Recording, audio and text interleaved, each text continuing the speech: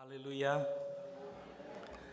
Puji Tuhan, saya sampaikan selamat pagi dan salam sejahtera dalam Tuhan kita Yesus Kristus. Lagi saya sampaikan selamat tahun baru.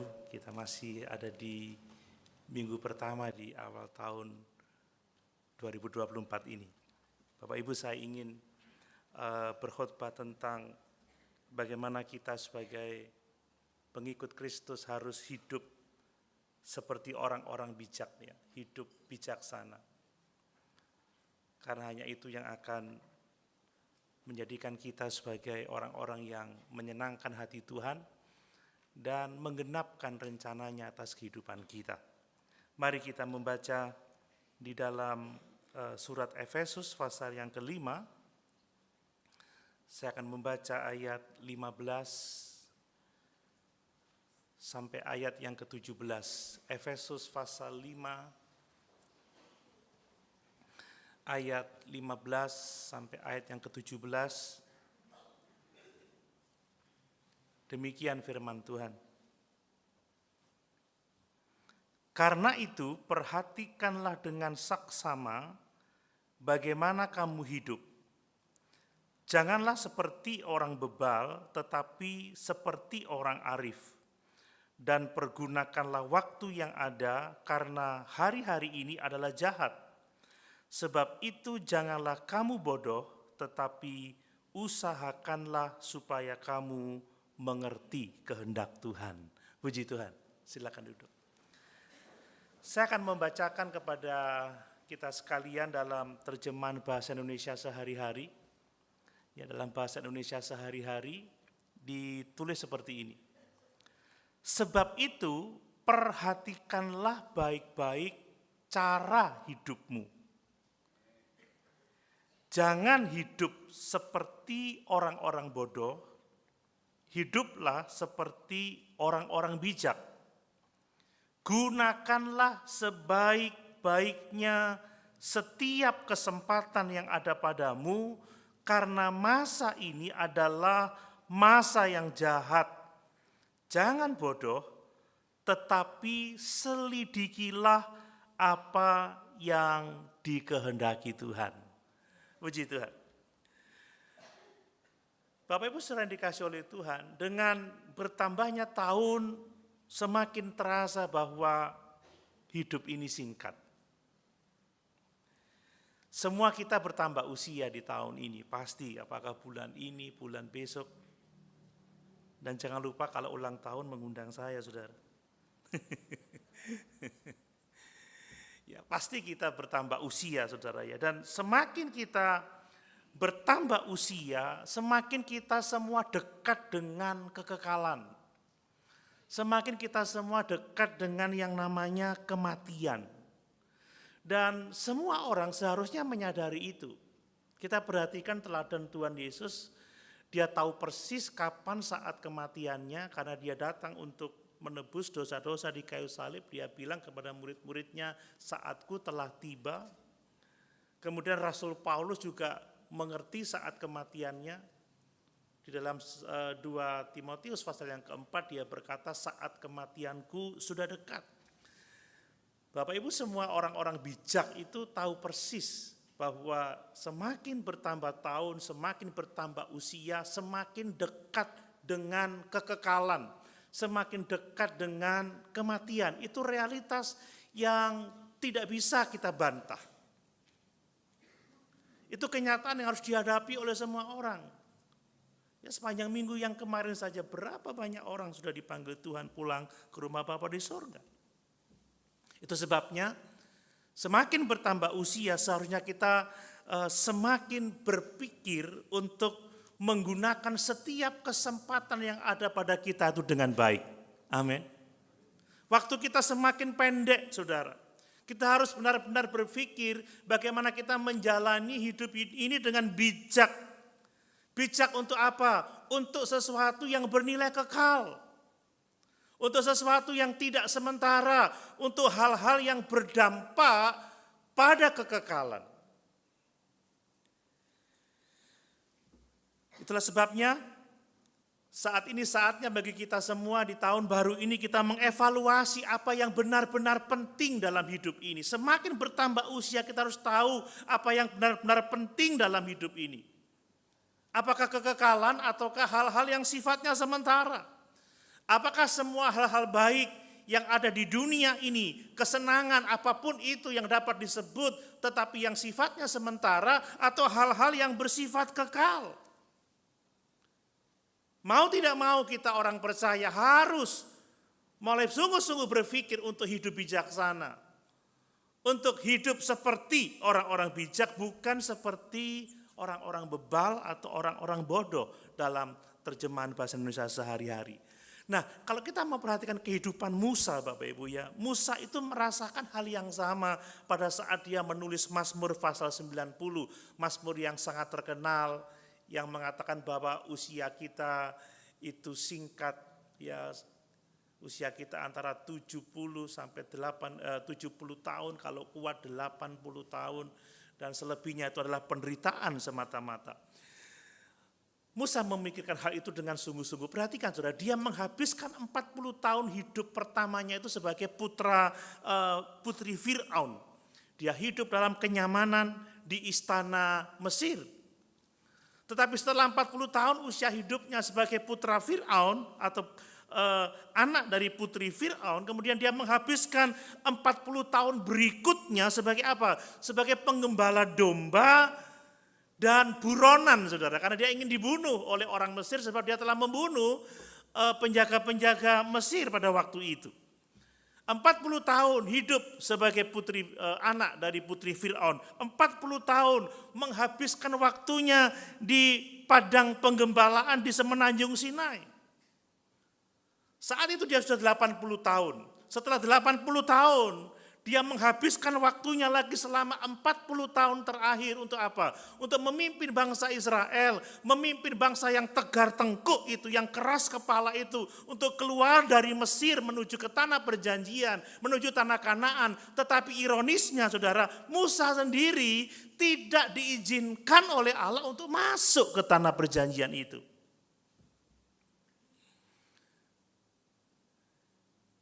Dan satu waktu, saat Israel berkemah di suatu tempat di padang gurun, usianya sudah mulai 100 tahun saudara Musa ya. Sudah mulai 100 tahun. Bahkan pada masa-masa itu, dia sudah tahu bahwa dia tidak diizinkan untuk masuk tanah Kanaan. Lalu dia menulis Mazmur 90 ini. Saat dia menulis Mazmur itu, Tuhan menginspirasi dia, mengingatkan dia tentang singkatnya hidup ini dan tentang betapa beratnya penghakiman Allah itu, saudara. Coba kita baca ayat 12 dari Mazmur 20. Dari Mazmur pasal 90. Ayat 12 dari Mazmur pasal 90. Musa menulis seperti ini. Ajarlah kami menghitung hari-hari kami sedemikian hingga kami beroleh hati yang bijaksana. Saat usianya sudah mulai 100 tahun, 110 tahun saudara. Karena dia mati umur 120 tahun. Dia mulai berkata, Tuhan ajarilah kami menghitung hari-hari kami sedemikian hingga kami beroleh hati yang bijaksana. Ya kalau masih muda sudah enggak ingat berpikir kekekalan saudara ya. Tapi kalau sudah umur-umur yang seperti ini ya seperti yang dialami oleh Daud. Sudah mulai berpikir, Tuhan beri kami hati yang bijaksana. Ajar kami paham, menghitung hari-hari hidup kami. Dan ajar kami dapat hidup seperti orang-orang bijak, bukan seperti orang-orang bodoh. Sebab saat kami tidak lama lagi untuk hidup di atas bumi ini.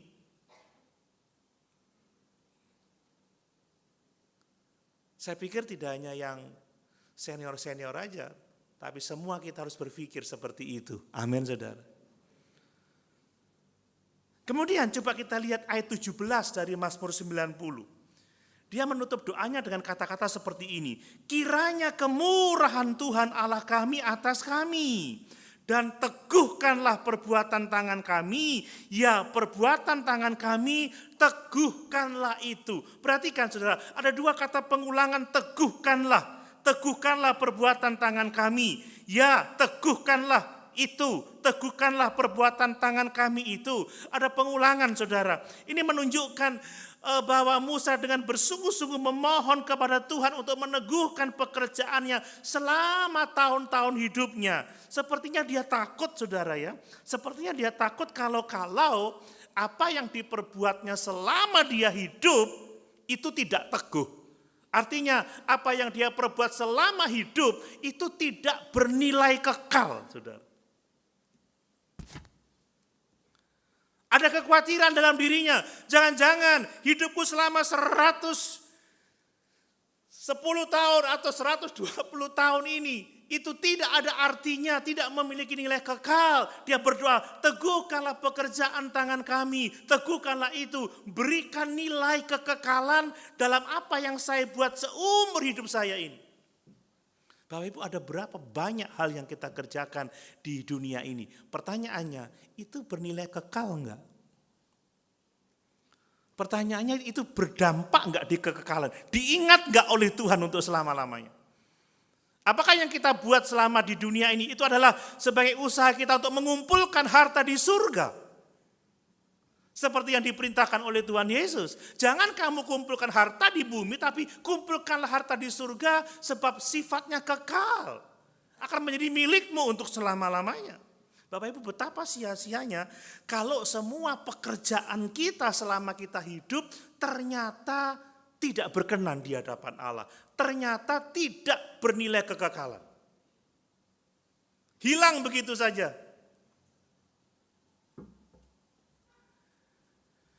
Kita mau supaya kita menjadi orang-orang yang berbahagia seperti yang ditulis dalam Wahyu pasal 14 ayat 13. Amin. Berbahagialah orang-orang yang mati di dalam Tuhan sejak sekarang ini, sungguh kata Roh, supaya dia boleh beristirahat dari segala jerih lelahnya karena segala perbuatannya menyertai dia.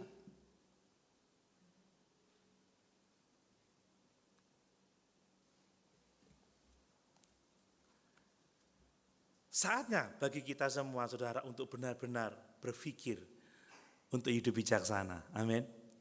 Hidup seperti orang-orang bijaksana, hidup saleh. Karena mengingat pekerjaan-pekerjaan kita akan sangat sia-sia kalau tidak bernilai kekal. Saya rindu di awal tahun ini kita mau menetapkan hal ini dalam kehidupan kita. Saya tahu ada banyak keinginan, ada banyak cita-cita, ya ada banyak kerinduan mujizat kita alami di tahun ini dan lain sebagainya. Tetapi satu hal yang jauh lebih penting dari semuanya itu adalah kalau hari-hari ini, saudara, di akhir zaman ini kita semua hidup bijaksana, hidup dalam perspektif kekekalan. Amin. Karena waktu kita singkat, saudara ya. Waktu kita terbatas. Seperti yang dialami oleh Musa. Dia mulai sadar, mulai merenungkan. Dan berdoa, teguhkanlah pekerjaan kami dan teguhkanlah itu. Nah, dalam Efesus pasal 5 ini, saudara, ayat 15-17. Rasul Paulus mengajar kita tentang bagaimana kita harus hidup seperti orang-orang yang bijak. Sehingga kita dapat menggunakan kesempatan-kesempatan hidup yang ada pada kita itu untuk apa? Untuk melakukan hal-hal yang sesuai dengan kehendak Tuhan. Untuk melakukan hal-hal yang bernilai kekekalan. Untuk melakukan hal-hal yang sesuai dengan tujuan Allah yang akan memuliakan Allah pada akhirnya. Ini kehidupan bijaksana. Ya memang kelihatannya ada paradoks di ayat ini ya. Tuhan itu yang memiliki waktu, Tuhan itu yang punya kehendak, tetapi di sisi lain dia memberikan waktu kepada kita untuk memanfaatkan waktu itu, kesempatan itu kita gunakan untuk melakukan hal-hal yang sesuai dengan kehendak Tuhan. Makanya dia katakan kita harus menyelidiki apa yang dikehendaki oleh Tuhan. Kita harus benar-benar bijaksana supaya hari-hari hidup kita gunakan sesuai dengan kehendak Tuhan, kita gunakan untuk sesuatu yang bernilai kekal, untuk hal-hal yang tidak hanya habis begitu saja, tetapi sebagai investasi, ya harta di dalam kerajaan surga. Amin. Mari sekali lagi, ini di awal tahun baru, saya tidak memberikan mimpi-mimpi yang luar biasa, tapi justru mari kita semua tanpa terkecuali benar-benar menargetkan saudara untuk hidup bijaksana. Benar-benar berpikir untuk hidup saleh. Dan kalau Allah punya tujuan, Allah punya kehendak, maka kita harus benar-benar berusaha untuk mengerti kehendak itu, menyelidiki kehendak itu. Menjadikan kehendak Tuhan sebagai kehendak kita, menjadikan tujuan Tuhan sebagai tujuan kita, supaya hidup kita ini yang kita kerjakan ini bernilai kekal dan dihargai oleh Tuhan. Supaya kita akan mendengar bahwa perbuatan-perbuatan kita menyertai kita. Kita sebagai orang-orang yang sabas ya, orang-orang yang berbahagia karena kita hidup sesuai dengan kehendak dan tujuan Tuhan. Sekali lagi, coba perhatikan Tuhan Yesus. Yesus itu hidup tidak untuk kehendaknya sendiri, tetapi dia hidup untuk melakukan kehendak Tuhan. Amin Bapak Ibu. Coba kita baca Yohanes 17 ayat yang keempat. Yohanes 17 ayat yang keempat. Aku telah mempermuliakan engkau di bumi dengan jalan menyelesaikan pekerjaan yang engkau berikan kepadaku untuk melakukannya. Wow. Yesus tidak sibuk dengan keinginannya sendiri, tidak sibuk dengan misinya sendiri, tidak sibuk dengan pekerjaannya sendiri, tetapi dia sibuk melakukan pekerjaan yang Bapa berikan kepadanya untuk dikerjakan. Yesus mengerti persis tujuan Bapa dan dia hidup untuk tujuan itu.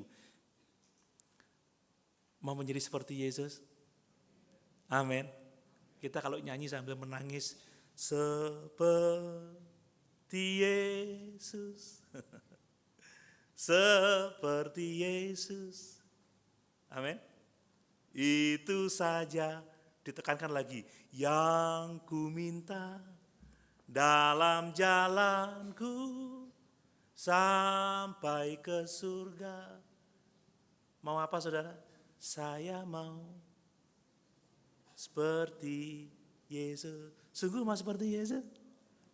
Hidup bijaksana saudara. Hidup untuk melakukan kehendak Bapa atas kita. Rasul Paulus juga melakukan hal yang sama saudara.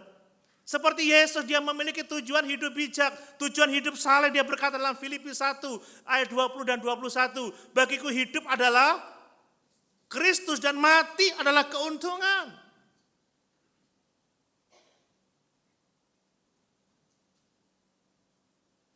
Kesukaanku adalah melakukan kehendak Bapakku yang mengutus aku. Dia melayani sedemikian rupa untuk melakukan kehendak Tuhannya. Dia tidak hidup untuk dirinya sendiri lagi, tapi dia hidup bagi Kristus. Dia melupakan apa yang ada di belakangnya dan mengarahkan perhatiannya kepada tujuan-tujuan Allah yang ditetapkan atas hidupnya, atas hidup orang percaya. Nah, bagaimana dengan kita? Apakah kita akan hidup bijaksana seperti Tuhan Yesus teladankan kepada kita? Hidup bijaksana seperti rasul dan rasul-rasul yang lain, orang-orang bijak yang lain, yang tidak lagi hidup bagi dirinya sendiri, tetapi hidup untuk kehendak Allah, hidup untuk tujuan Allah, hidup untuk memuliakan Allah. Ini hidup yang bernilai kekal. Hidup yang berdampak kepada kekekalan. Bukan berarti kita tidak boleh melakukan hal yang lain dalam hidup itu, tapi semua yang kita lakukan untuk kemuliaan Tuhan dan itu berdampak untuk kekekalan. Jadi mari saudara kita akan belajar pagi hari ini di awal tahun ini. Ya mungkin tidak seperti yang Bapak Ibu saudara harapkan, tetapi ini adalah firman Tuhan bagi kita dan ini harus menjadi pengharapan kita. Amin. Kita harus hidup bijaksana. Hidup seperti orang-orang bijak. Dan di dalam Efesus pasal 5 ayat 15-17 ini kita diajar kalau mau hidup bijaksana kita harus menyelidiki kehendak Tuhan atas kita. Kita harus waspada karena kita hidup di hari-hari yang jahat dan bahwa kita harus menggunakan kesempatan-kesempatan yang Tuhan berikan dalam hidup ini untuk apa? Untuk hidup sesuai dengan kehendak Tuhan yang diberikan kepada kita melalui firman-Nya. Mari kita belajar ketiga hal itu, saudara. Mau hidup untuk memuliakan Tuhan? Amin. Saya pikir itu pilihan yang terbaik, saudara. Karena Tuhan berkata seperti ini, cari dulu kerajaan Allah serta kebenarannya, maka semuanya akan ditambahkan kepada kita. Jangan salah prioritas, saudara. Tapi utamakan Tuhan, maka engkau akan melihat pertolongan Tuhan itu nyata atas kehidupan kita. Mari yang pertama kita lihat, saudara. Kalau kita mau hidup bijak, saudara, kita harus menyelidiki apa yang menjadi kehendak Tuhan. Artinya apa? Kita harus benar-benar tahu apa yang menjadi kehendak Tuhan atas hidup kita. Dan bagaimana cara kita mengetahui kehendak Tuhan itu. Mungkin ada yang bertanya seperti ini, mengapa kita harus tahu kehendak Tuhan? Mengapa kita harus menyelidiki, kata bahasa Indonesia sehari-hari, harus menyelidiki dengan sungguh-sungguh apa kehendak Tuhan atas hidup kita? Bagaimana dengan kehendak kita? Kenapa kehendak Tuhan? Mungkin ada yang bertanya seperti itu. Bapak Ibu, kita harus menyelidiki kehendak Tuhan, kita harus mengetahui kehendak Tuhan dan melakukannya karena Tuhan itu adalah Tuhan atas kita. Amin, saudara. Dia adalah penguasa, pemilik hidup kita. Kita telah dibeli dengan harga yang sangat mahal. Kita bukan milik kita sendiri, tetapi kita milik Allah. Kita senang sekali menjadi milik Yesus, ya. Aku ini milik Yesus. Tapi tahu nggak apa arti dimiliki oleh Yesus? Bahwa kita tidak punya hak lagi atas diri kita sendiri. Kita tidak hidup untuk keinginan kita sendiri, tetapi untuk melakukan kehendak Tuhan. Kita harus benar-benar mengerti kehendak Tuhan, menyelidiki kehendak Tuhan karena Dia Tuhan atas kita, Dia pemilik hidup kita, Dia penguasa atas kita, dan kita adalah hamba-hambanya. Semua kita adalah hamba-hamba Tuhan. Kita hidup untuk melakukan kehendak-Nya. Jadi sangat penting bagi kita untuk menyelidiki apa yang menjadi kehendak Tuhan atas hidup kita, sebagaimana dinyatakan oleh Tuhan di dalam firman-Nya, saudara. Nah, banyak pengkhotbah populer sekarang ya yang digandrungi, yang digemari itu, saudara ya. Akan memberitahu kita tahun ini Tuhan akan memberkati engkau, membuat engkau menjadi seperti yang engkau inginkan. Tuhan akan menolong engkau untuk hidup seperti yang engkau mau. Akan memberkati engkau sehingga semua keinginanmu akan dipenuhi oleh Tuhan. Bapak Ibu, memang ada ayat yang mengatakan keinginan orang-orang benar itu terkabul, tetapi keinginan orang benar itu keinginan yang sesuai dengan kehendak Tuhan. Amin. Kita tidak pernah menginginkan sesuatu yang jahat, kan? Amin. Tapi kalau kita diajar seperti itu, Tuhan akan memberkati apa yang kamu mau. Tuhan akan menolong kamu untuk memperoleh apa yang kamu inginkan. Loh, itu bertentangan dengan apa yang kita pelajari tadi. Bahwa kita milik Allah, bahwa kita adalah hamba-hamba Allah. Kita hidup untuk melakukan kehendak Allah, tetapi sekarang kita didorong untuk hidup sesuai dengan keinginan kita, kehendak kita. Dan Tuhan akan memenuhi keinginan kita, kehendak kita. Seolah-olah Tuhanlah hamba-hamba kita. Dan kita adalah tuannya Tuhan. Bapak Ibu, banyak orang sekarang itu mengangkat dirinya menjadi tuan atas Tuhan. Dan Tuhan menjadi hamba atas dirinya. Kita tidak berusaha menyelidiki apa kemauan Tuhan untuk kita lakukan, tapi kita terus memberondong Tuhan dengan kemauan kita, kehendak kita, memaksa Dia buat mujizat untuk apa yang kita inginkan, dan menjadikan Dia menjadi hamba kita, saudara.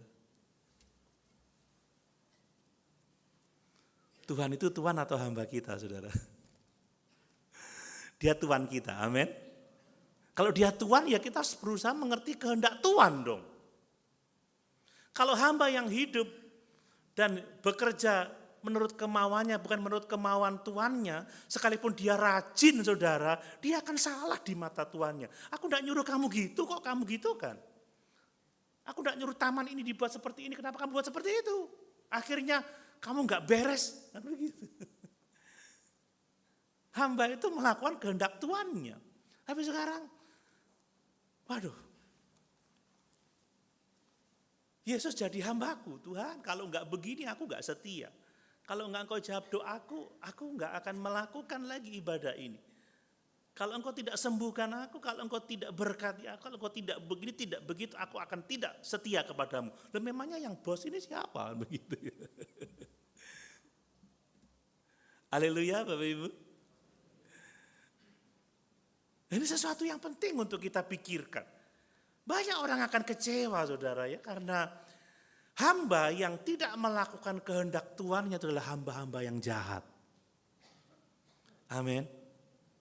Kalau saya suruh hamba saya pergi ke pasar untuk beli telur 1 kilo, sayur bayam 1 ikat, kemudian dia membeli sesuatu yang lain bukan telur dan sayur bayam, dia jahat saudara. Karena hanya saya bisa makan telur dan bayam misalkan. Kalau saya makan yang dia beli saya bisa alergi, saya bisa mati, kan jahat itu. Kalau contohnya seperti itu.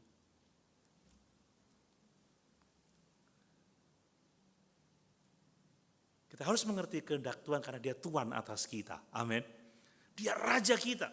Dia penguasa kita, dia pemilik hidup kita. Nah, apa yang Tuhan inginkan dari hidup kita saudara?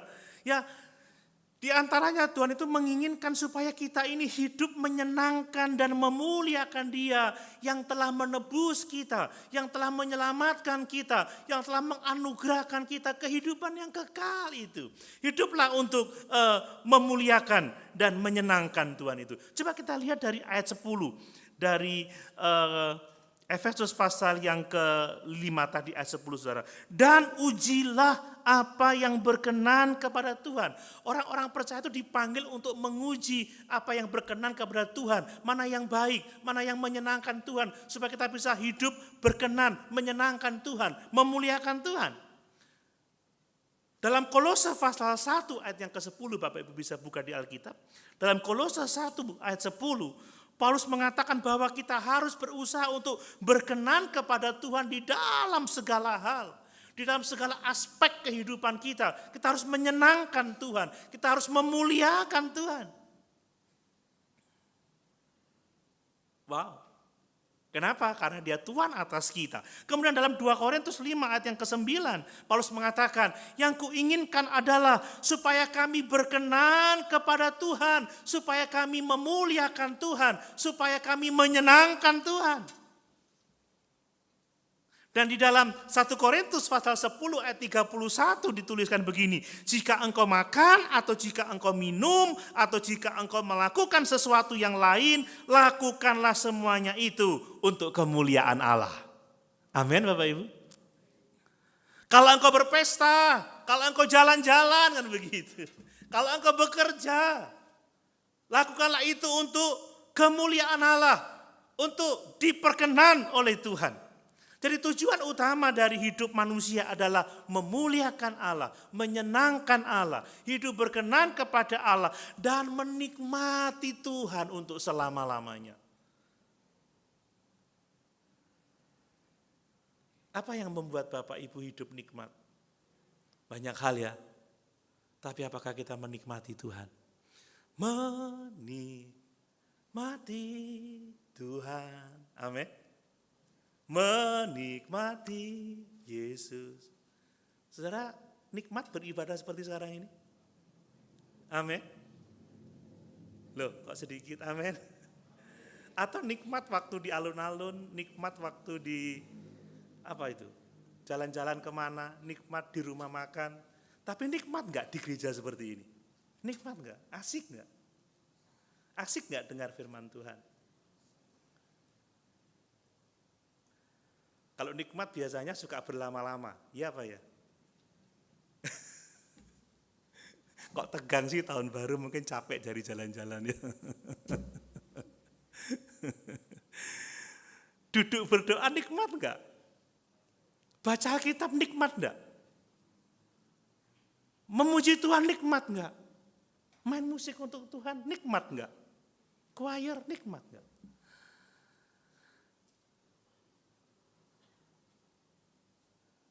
Saudara, saya tidak bermaksud tegang-tegang loh hari ini ya. Saya mau kita senang-senang ini.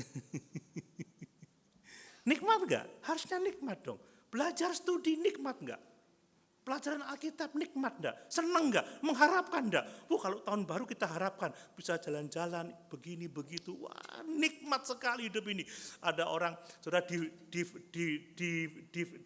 di Facebooknya menikmati tahun baru, menikmati jalan-jalan, menikmati pantai, menikmati makanan enak.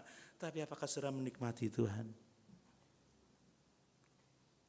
Mengucap syukur, berterima kasih, berbahagia.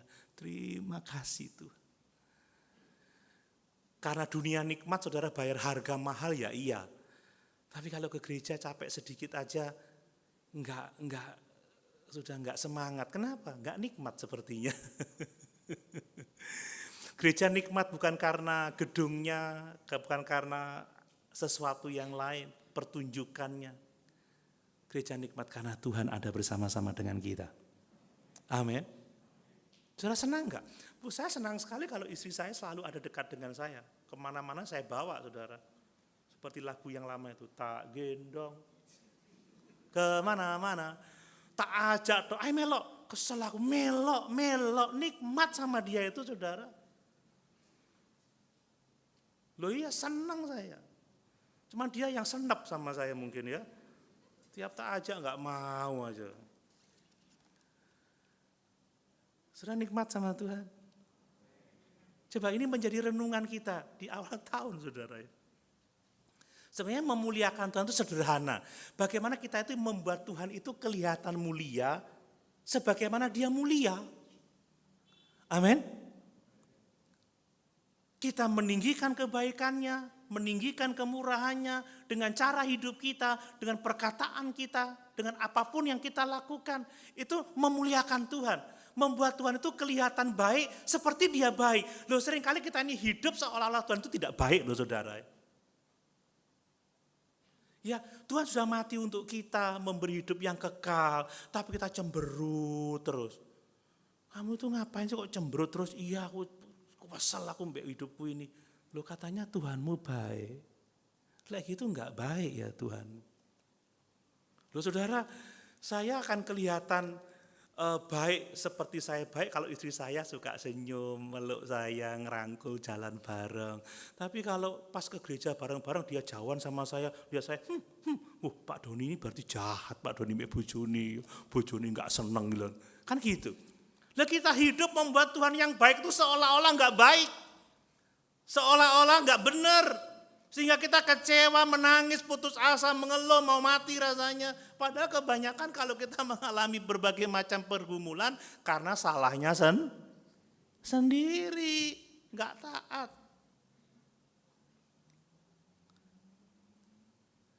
Kalau anak-anak saya lihat papanya, halo Pak, senang jalan digendong, senyum.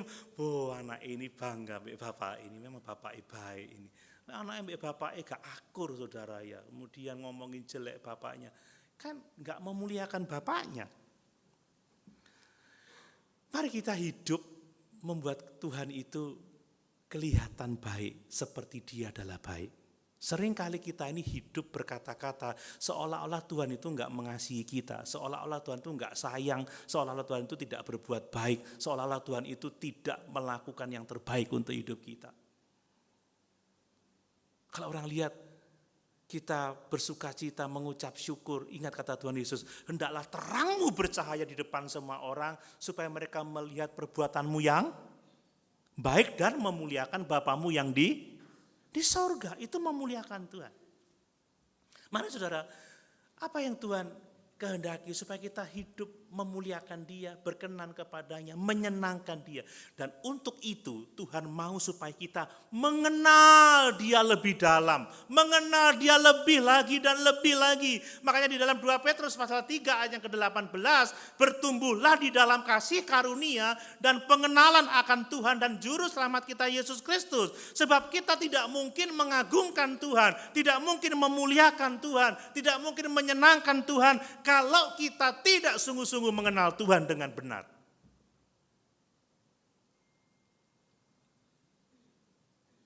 iPhone-nya siapa itu ya? Saya dengar loh saudara. Tapi enggak apa-apa. Bagus ya. Ting. Masalah terbesar manusia adalah apa? Kita nggak sungguh-sungguh mengenal Tuhan dengan benar.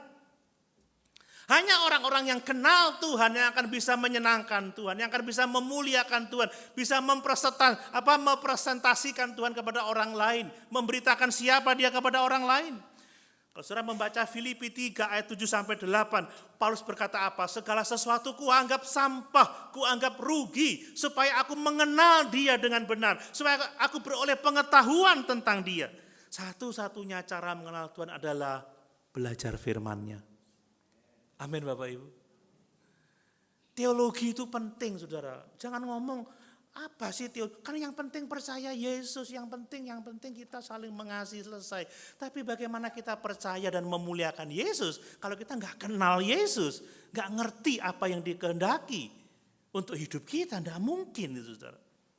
Makanya kalau saudara membaca Alkitab berulang kali, baca dan berdoa, Tuhan buat aku lebih mengenal Engkau lagi. Amin Bapak Ibu. Mengenal Engkau lebih lagi. Jangan hanya membaca ayat-ayat favorit. Yang dibaca Yohanes 3 ayat 16 terus.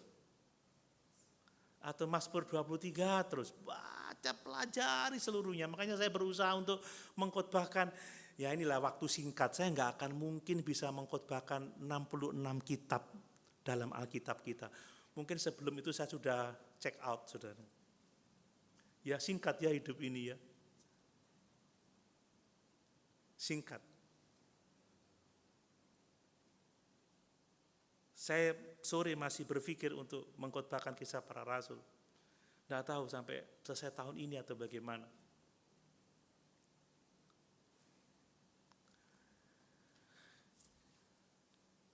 Ngerti kehendak, mengenal Tuhan dengan lebih itu menolong kita untuk bisa memuliakan Dia. Amin. Kemudian Tuhan ingin apa? Tuhan ingin kita menjadi orang-orang yang mati terhadap keinginan kita sendiri, yang mati terhadap dosa, tetapi hidup untuk melakukan kehendak Allah, hidup untuk taat kepadanya, saudara. Perhatikan, hidup seperti orang-orang bijak, meneliti kehendak Tuhan. Untuk apa? Untuk mati bagi diri sendiri dan hidup untuk melakukan kehendak Tuhan. Ini yang dikehendaki oleh Tuhan. Coba kita baca 1 Petrus 1 ayat 14 sampai 16. 1 Petrus 1 ayat 14 sampai 16. Hiduplah sebagai anak-anak yang taat dan jangan turuti hawa nafsu yang menguasai kamu pada waktu kebodohanmu. Tetapi hendaklah kamu kudus di dalam seluruh hidupmu sama seperti Dia yang kudus yang telah memanggil kamu. Sebab ada tertulis kuduslah kamu sebab aku kudus. Mati terhadap diri sendiri, meneliti kehendak Tuhan dan komitmen untuk melakukannya. Ini yang dikehendaki Allah dalam kehidupan kita. Makanya Yesus berkata dalam Matius 5 ayat yang ke-6, berbahagialah orang yang lapar dan haus akan kebenaran, karena mereka akan dipuaskan. Untuk hidup bijaksana kita harus taat melakukan kebenaran. Makanya harus haus akan kebenaran. Jiwaku haus akan kasih-Mu. Kasih Tuhan itu kan bicara kebenaran, saudara. Karena kebenaranlah yang memerdekakan kita. Kebenaranlah yang membuat kita memiliki relasi yang benar dengan Tuhan. Kalau kita lapar dan haus akan kebenaran, kita mati terhadap diri sendiri, kita mulai menanggalkan dosa, menanggalkan pemahaman kita yang keliru dan hidup untuk kebenaran, maka kita akan ditolong oleh Tuhan untuk merasa puas, ya, dipuaskan jiwa kita. Karena kita puas karena apa? Karena kita berkenan di hadapan Tuhan. Tidak ada yang lebih memuaskan selain kita dikenan, selain kita memuliakan Tuhan. Saudara, kalau kita berhadapan dengan Tuhan satu saat kelak, kita puas atau tidaknya tergantung pada respon Tuhan. Dia akan berkata, sabaslah hai hambaku yang baik dan setia. Atau dia berkata, nyahlah kamu sebab aku tidak kenal kamu.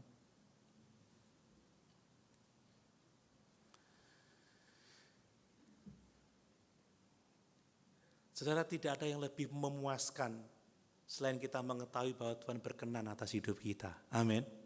Karena itu nilainya kekal, saudara. Itu kekal. Itu kekal. Kemudian saudara, Tuhan itu ingin kita apa? Kita memberitakan pekerjaan-pekerjaan Tuhan yang telah dikerjakannya dalam kehidupan kita. Ini menjadi sangat penting. Coba satu ayat di 1 Petrus 2 ayat yang ke-9. 1 Petrus 2 ayat yang ke-9.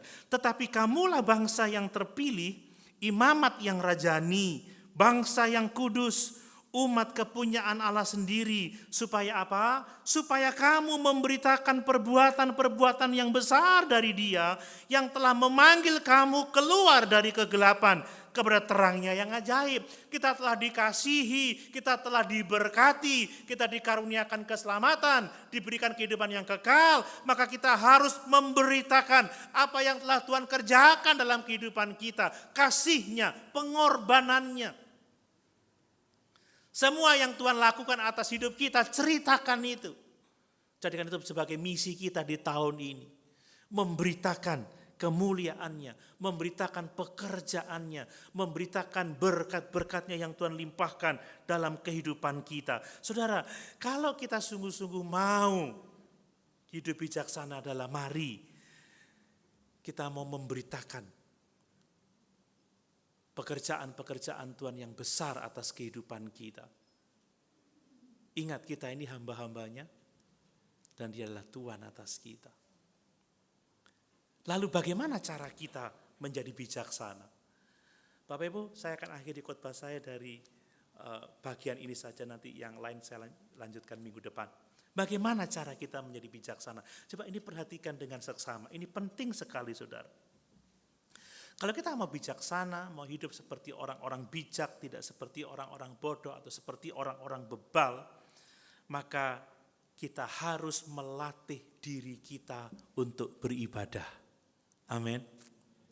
Kita harus mendisiplin diri kita untuk melakukan kehendak Tuhan, untuk memuliakan Tuhan, untuk menyenangkan Tuhan.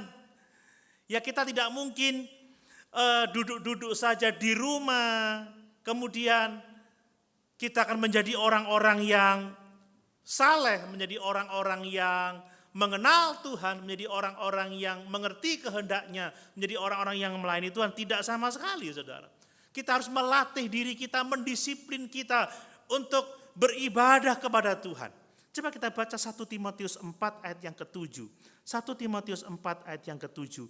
Tetapi jauhilah tahayul dan dongeng nenek-nenek tua, latihlah dirimu beribadah. Disiplin adalah faktor yang paling penting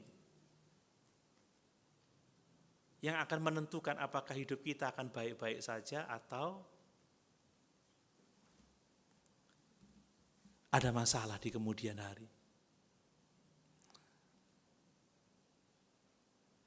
Memang ini bukan satu hal yang mudah, saudara. Kalau kita tidak setia beribadah, tidak setia melayani, tidak setia berdoa, tidak setia baca firman, saudara, ke depan kita pasti punya masalah, saudara. Lihat, orang-orang yang jatuh itu tidak tiba-tiba jatuh. Sudah nggak pernah doa, nggak pernah ke gereja, nggak pernah baca Alkitab, nggak pernah melayani, tahu-tahu bem, ada masalah ini, ada masalah itu. Karena nggak disiplin. Ya, saya segede ini karena nggak disiplin lama, saudara. 3 tahun nggak disiplin, boom, 100 kiloan begitu. Coba saya disiplin seperti dulu. 80 kilo ganteng saya, saudara. Tapi kadang bingung ya sama orang banyak itu ya. Om kekecilin om, ketok tuwek, apian lemu. Kalau lek sing lemu sing dia ngomong, lemu penyakitan nih. Ayolah sing sehat, melayani Tuhan. Iya, ya bingung. Tapi saya tidak mau bicara itu. Saya menjadi seperti sekarang tergantung saya disiplin atau enggak, saudara.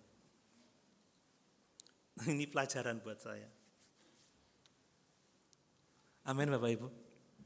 Kalau saya enggak disiplin mulai Senin baca Alkitab, nyiapin khotbah, berdoa, saya Minggu kesulitan, saya enggak akan bisa khotbah.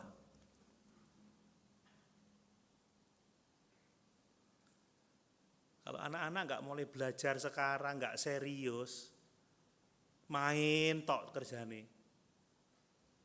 Gojekan aja saudara, angel wis.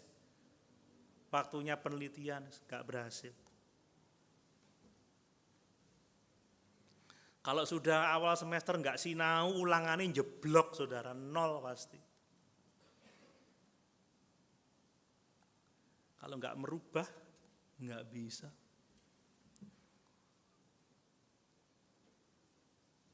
Saya bersyukur udah mulai belajar disiplin lagi nih. Paling enggak saya sudah mulai olahraga lagi, jadi Natal ini banyak makanan saudara. Wih, enak sekali. Tapi yang enggak naik-naik soro saudara. Bertahan. Kuncinya disiplin ternyata saudara.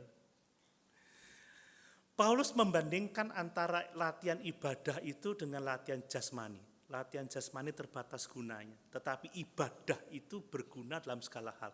Orang kalau mau jadi atlet itu saudara, waduh disiplin saudara. Disiplin. Untuk jadi juara itu nggak mungkin kalau nggak latihan.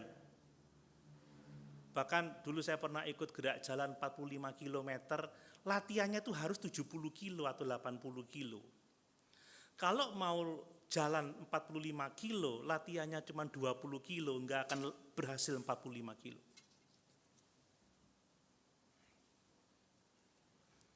Ini proses yang berkelanjutan. Banyak orang Kristen mengatakan, wow itu legalisme. Oh enggak saudara, tergantung motivasinya.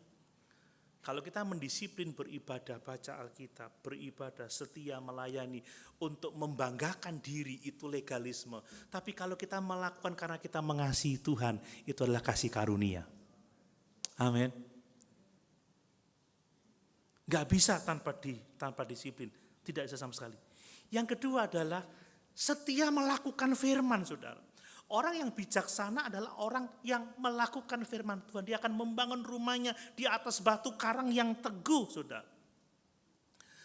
Kitab Amsal mengajarkan bahwa kebijaksanaan itu datangnya dari firman, saudara. Tuhan itu memberikan kepada kita hikmat itu melalui firman Tuhan.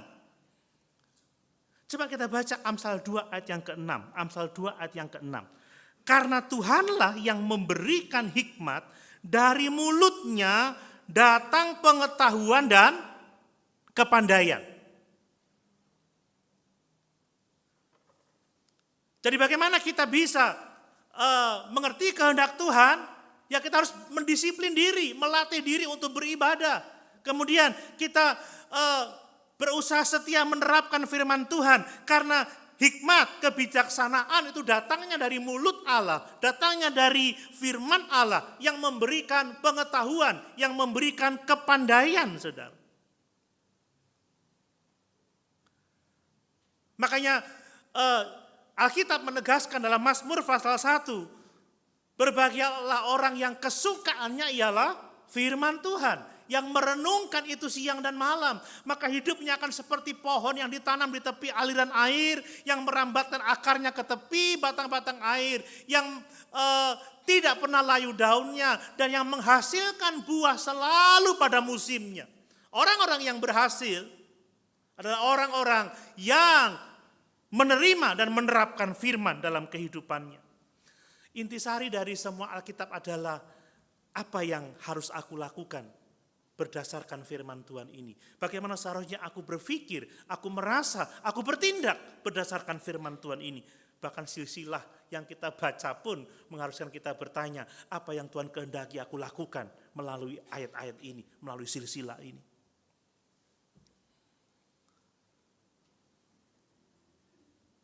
Kemudian saudara, kalau kita mau bijaksana, mau hidup bijak, kita harus memiliki pikiran yang alkitabiah, saudara. Nah ini yang butuh proses, yang butuh latihan, saudara ya.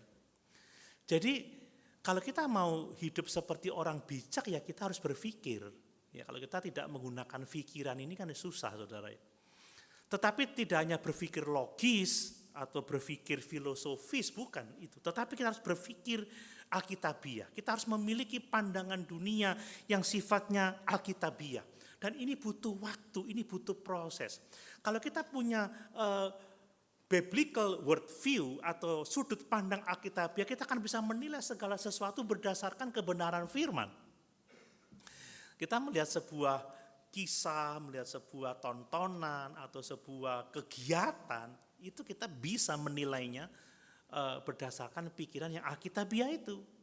Makanya seringkali pandangan orang berbeda, yang satu berpikir Alkitabiah, yang satu berpikir lain. Nah, kita harus selaras dengan pikiran Allah. Itu adalah pikiran yang sifatnya Alkitabiah, saudara.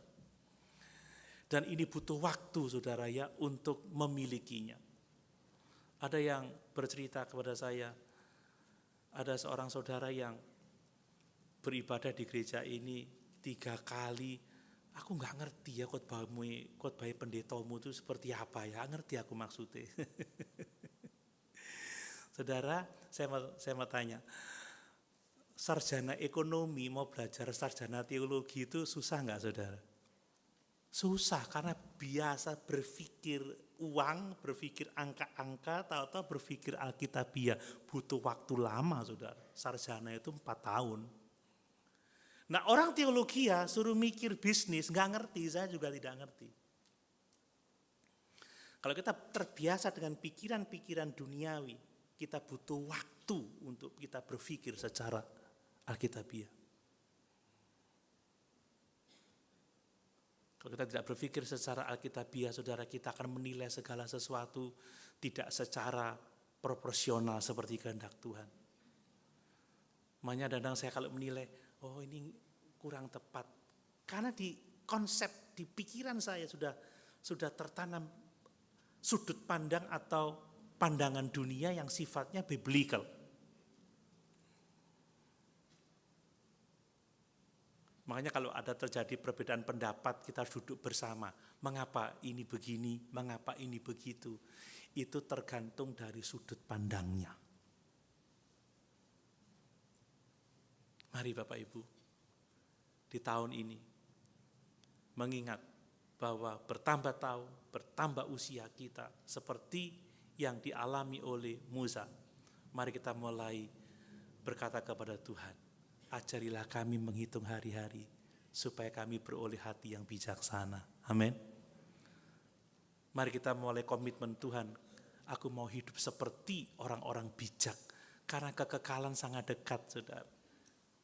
Dan untuk hidup bijaksana, kita harus menyelidiki kehendak Tuhan.